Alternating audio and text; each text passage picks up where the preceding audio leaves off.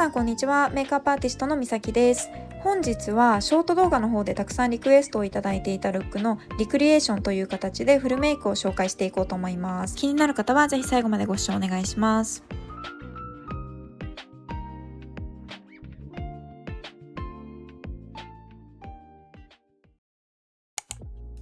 はい、まずはじめに眉毛を立ち上げていきます。この詳しいやり方は以前動画にしているので、ぜひそちらをチェックしていただけたらなと思うんですけど、ここでのポイントは一旦下に向かってワックスをつけてから思いっきり上に立ち上げていきます。そしてその後にブラシの反対側などでさらに整えると綺麗なツヤが出て持ちも良くなります。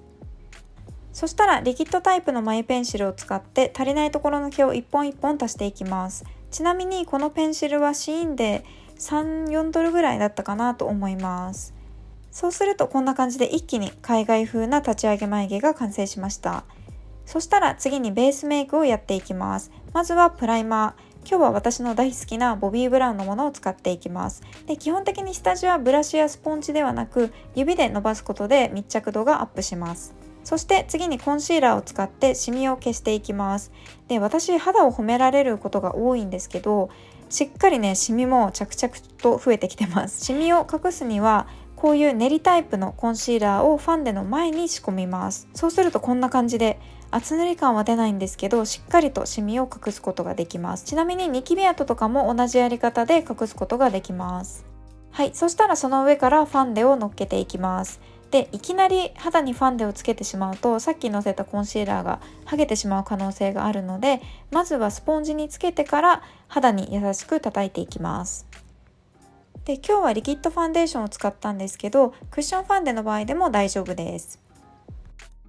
ソープで眉毛を上げているので、この上にファンデーションとかがついてしまうともう取り返しがつかないことになってしまうんですね。なので必ず眉毛の周りはつかないように気をつけてのせるようにしてください。はい、そしたら次にコントゥアリングをしていきます。で、今日は欧米風なスタイルにしたいので、頬骨エラを強調していくイメージでのせていきます。ちなみに余談なんですけど、私が住んでるオーストラリアでは小顔が可愛いみたいな文化はないので、みんな小顔に見せようというよりはどちらかというと凹凸を強調してちょっと色っぽく見えるようなメイクをすることが多いです。で、こういうリキッドタイプのものはちょっと時間が経つとブレンドが難しくなってしまうので、のせたらすぐにスポンジで伸ばしていってください。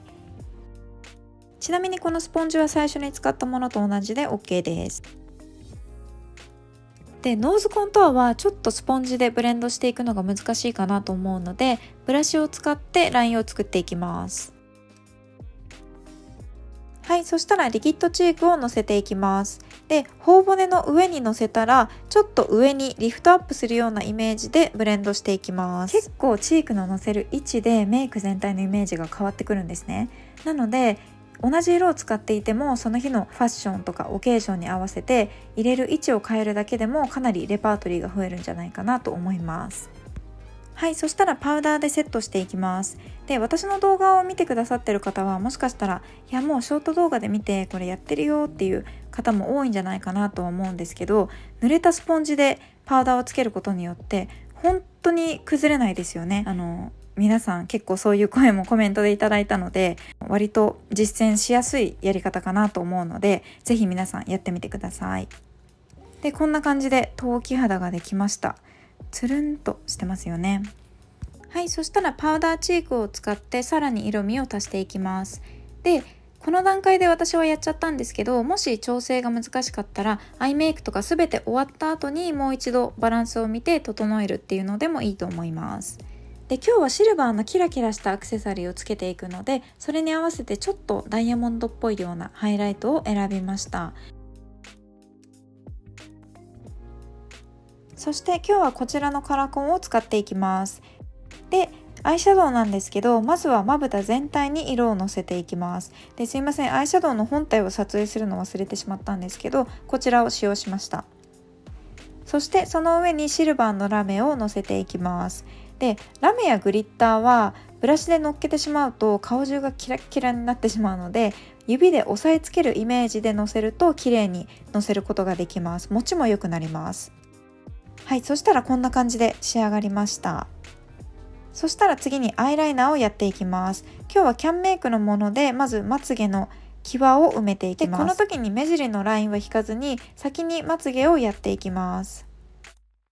まずマスカラでざっくりとまつげ全体にのせたら、今日はつけまつげを使っていこうと思います。で、すいません、何のつけまつげをね使っていたのかちょっとわからなかったんですけど、こんな感じでまつげを小さくカットしたものを真ん中に1束、もう一つを目尻につけていきます。で、なんかつけまつげしっくりこないんだよねっていう方は、ぜひこうやってちょっとポイントでつけてみたら割と自然なまつげになるんじゃないかなと思います。はい、そしたらこの段階で目尻の跳ね上げラインを作っていきます。まつげが上がっているので、だいたい跳ね上げラインの位置が分かりやすいんじゃないかなと思って、まつげをやった後にやるといいよっていう風に私はおすすめしてます。そしたら下まぶたのウォーターラインにアイラインを引いていきます。で、目の形によるんですけど、私の場合は黒目の終わりぐらいまで引いたら、目尻は少しアイシャドウで下にラインを引いていきます。で、下まつげにも目尻中心に少しマスカラをのせていきます。ちょっと目を横に伸ばしていくイメージですね。で、上に使った同じラメを黒目の下にも少しのせていきます。そして今日のメインの目頭ラインを引いていきます。まずは細いブラシをスプレーなどで軽く濡らします。ショートで使用していたドンキのアイシャドウを使っていきますが、正直濃い色だったら何のアイシャドウでも大丈夫かなと思います。で、それを目頭から上に向かってラインをシュッと引いていきます。で、このままだとちょっと奇抜じゃないって思う方もいると思うので、その場合は少し、ブラシでブレンドしてぼかすようにしてみてください。で、これを足すと一気にアイメイクの印象が変わりますよね。で、本当にちょっとしたことなんですけど、結構そういうことでメイクの印象って変わったりするので、自分にはこれは似合わないとか、こういうメイクは向いてないって決めつけないで、ぜひいろんなテクニックを盗んでもらって試してもらえたらなと思います。そして最後にフェンティビューティーのプランピンググロスをつけて、これ正直結構ピリピリするんですけど、縦じわが気になる人とかにはめちゃくちゃおすすめのグロスです。はい、そしたら最後にセッティングスプレーを吹きかけたらメイクが完成です。はい、ということでぜひ皆さんも今回のルックを参考にしてメイクをしてもらえたらなと思います。ではまた次回の動画でお会いしましょう。バイバーイ。